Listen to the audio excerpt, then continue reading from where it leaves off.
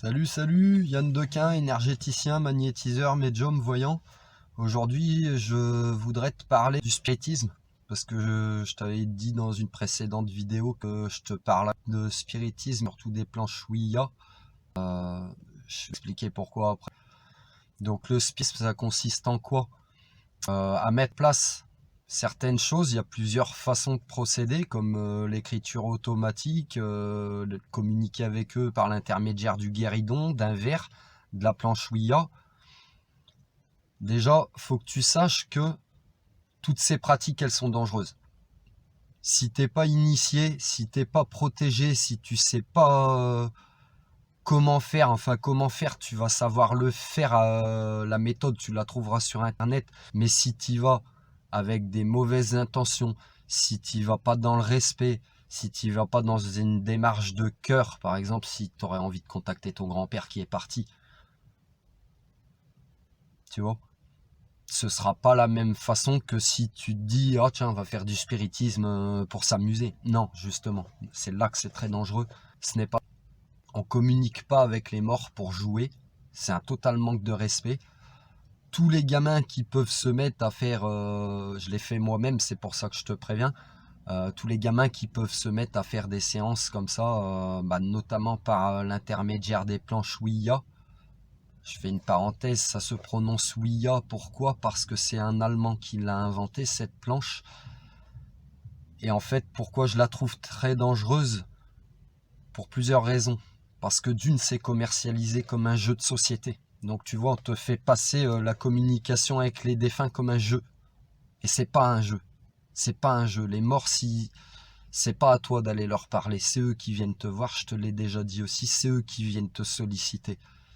Même si t'es pas médium, t'as perdu ton grand-père, tu veux parler avec lui, tu te sentiras poussé et tu le feras dans le respect de toute façon si tu te sens poussé.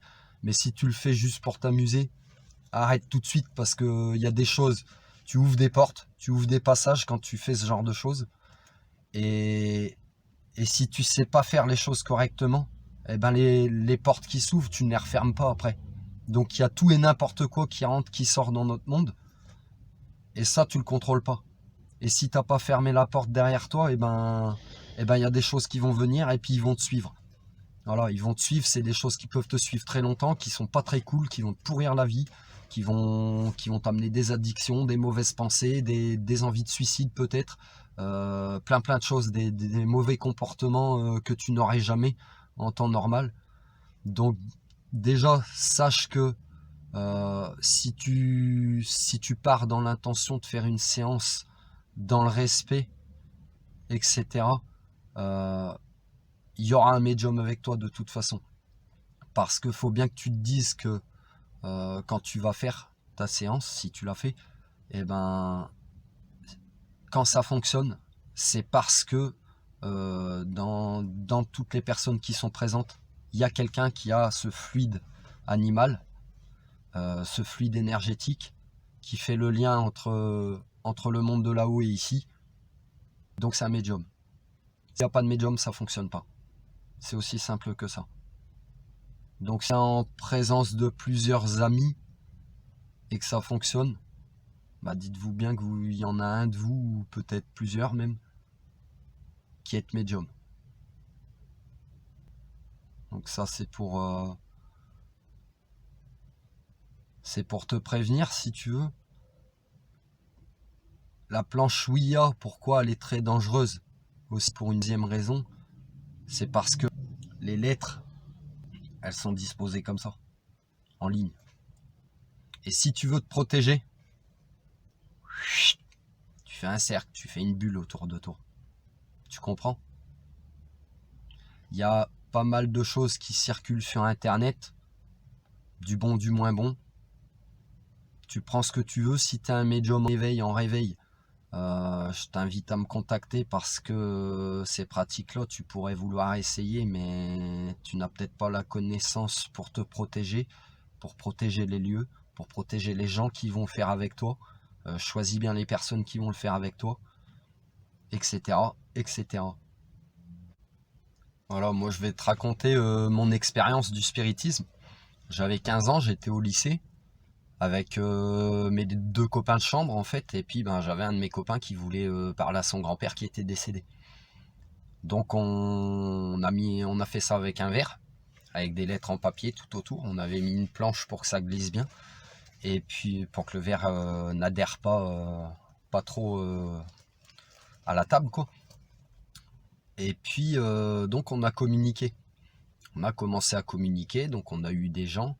Alors sache déjà qu'il faut toujours leur demander leur nom en premier. Il faut leur demander leur nom. Ils peuvent te mentir, ils peuvent te raconter ce qu'ils veulent, ils lisent dans tes pensées, ils lisent dans ton cœur. Donc après, tu sais jamais vraiment à qui tu parles finalement. C'est là qu'il est le danger, tu comprends? Mais tu vas ressentir quand même. Tu vas ressentir quand tu ressens en tant que médium, tes ressentis te trompent pas. Je te le dis souvent, fais confiance à tes ressentis. Donc un médium qui va faire une séance, il saura quand même avec qui il parle. Donc voilà, on se retrouve dans notre chambre à l'internat avec mes deux copains. On met en place nos lettres, notre verre et tout. On commence nos séances. Donc on parle avec des gens déjà pas très cool et tout. Parce que sache aussi que si quand tu fais ça, il y a un médium, pourquoi ça fonctionne avec un médium? C'est pas que les autres n'ont pas ce fluide animal, tout le monde l'a. Mais un médium, c'est un peu plus exacerbé si tu veux. Donc des entités négatives, qu'est-ce qu'elles cherchent? Rassure-toi déjà, c'est pas comme dans les films d'horreur. Elles pourront pas te faire tourner la tête à 360 degrés ou te blesser physiquement ou des choses comme ça. Parce la seule chose qui les intéresse, si tu veux, c'est ton énergie en tant que médium. Parce que médium, tu as plus que les autres. Voilà. Donc ils ne peuvent pas te blesser physiquement, mais par contre ils pourront te pourrir la vie pendant des années et des années. Si tu n'es pas protégé ou si tu ne te nettoies pas, etc. etc. Maintenant je reviens à mon histoire. Donc on communique avec des gens déjà pas très cool, donc on leur demande de partir, etc. Mais tu vois, déjà, c'était pas les personnes avec qui on voulait parler qui étaient là. Ils avaient déjà senti, si tu veux. Une séance, ça se prépare, non? Une séance, si tu veux parler à quelqu'un, et ben quelques jours avant, il faudra que tu en émettes le souhait, l'intention, ce que tu veux. Donc il aura capté ta pensée, la personne, l'esprit. Donc il saura que tu vas faire une séance tel jour, telle heure, etc. Donc il viendra. Il viendra. Donc on appelle le grand-père de mon ami. Et puis il parle. Il m'avait fait toute une petite liste de questions, puisque c'était moi le médium, donc c'est moi qui conduisais les séances. Donc je pose les questions, je ne connais pas les réponses du tout. On est trois, il n'y a que mon ami qui connaît les réponses. Donc la séance se déroule comme ça, on pose nos questions, l'esprit répond. C'était plus pour vérifier, je pense. Et puis en fin de séance, on demande à cet esprit s'il a un message et pour qui. Donc l'air se dirige vers des lettres. Et au fur et à mesure que le verre se plaçait devant une lettre, mon ami, donc c'était l'esprit du grand-père, euh, nous donne les prénoms des gens de sa famille à qui s'adressait ce message. Et à la fin, ce message, le monsieur a écrit « Je vous aime ». Et là, on est trois à se mettre à pleurer. Donc tu les ressens, les choses. C'est comme ça que tu sais que tu ne te trompes pas. Tu les ressens. C'était très très intense comme ressenti. C'est pour ça que je te parle de ça, parce que je te le dis souvent, tes ressentis c'est très important. Fais-leur confiance. Ton corps il te parle. Et si c'est toi qui mènes la séance, de toute façon, tu ressens plus. Donc tu ne seras pas trompé.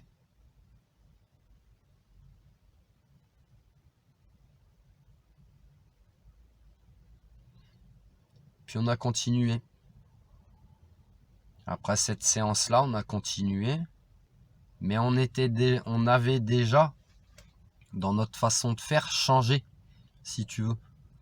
Dans le sens où on communiquait avec eux, mais c'était plus pour apporter des preuves aux copains. Où il y en a qui rentraient, quand ils rentraient dans la chambre, le verre il s'arrêtait, il voulait plus bouger. Bah ouais, tu rentres pas dans la salle de bain d'une dame comme ça.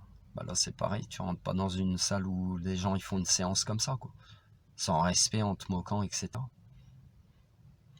Donc on était plus dans un phénomène de foire après. Ce pourquoi j'ai demandé on arrête, quoi. On arrête parce que ça sert à rien. Si t'as personne avec qui aller parler, pourquoi tu vas aller déranger Pierre-Paul Jacques, 6 pieds sous terre de X années, quoi. Laisse-le tranquille. Laisse-le tranquille. Voilà mon expérience du spiritisme. Ma première expérience du moins, parce que j'en ai fait pendant plusieurs années jusqu'à mes 18-19 ans. Pendant 3-4 ans. Pendant 3-4 ans. Donc tu vois que quand tu touches à ce genre de choses, il faut vraiment être prudent. Il faut vraiment faire les choses dans le respect. Dans le respect, ouais.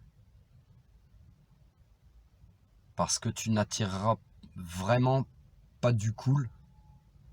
Et ces choses-là, comme je t'ai dit, elles viennent pour ton énergie. Donc plus longtemps, elles te garderont, elles te raconteront ce que tu as envie d'entendre, etc. Comme un voyant un peu scrupuleux, en fait. Un peu scrupuleux. Et ben, te gardera longtemps. Le voyant peu scrupuleux va te garder longtemps pour ton fric. Bah, l'entité va te garder longtemps pour ton énergie. Et je peux te garantir qu'à la fin d'une séance, tu es vidé. Comme si tu as fait 2 heures de sport, tu es vidé. Tu as envie de dormir. Donc méfie-toi. Méfie-toi, et si tu es un médium en réveil, ben, je t'invite à prendre contact avec moi.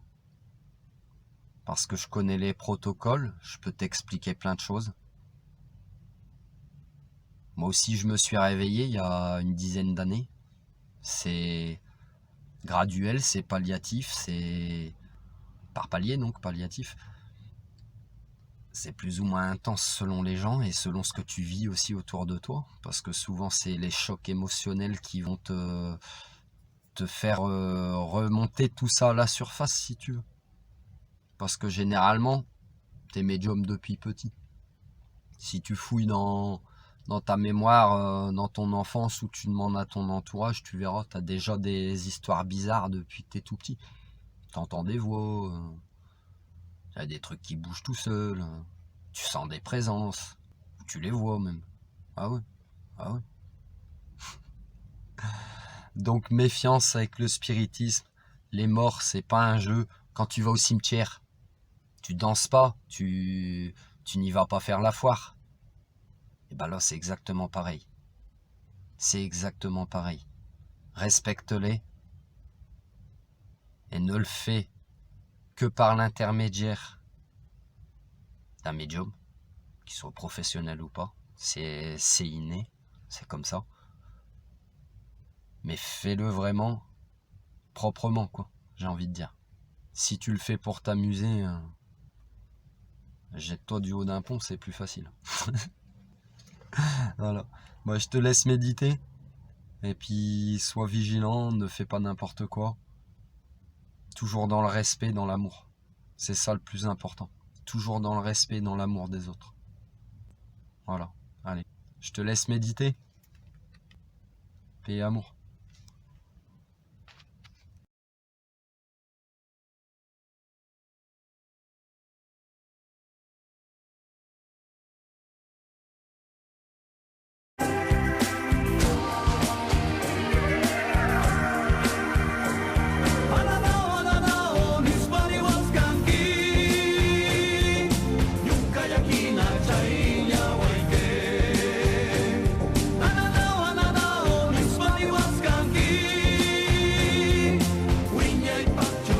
That was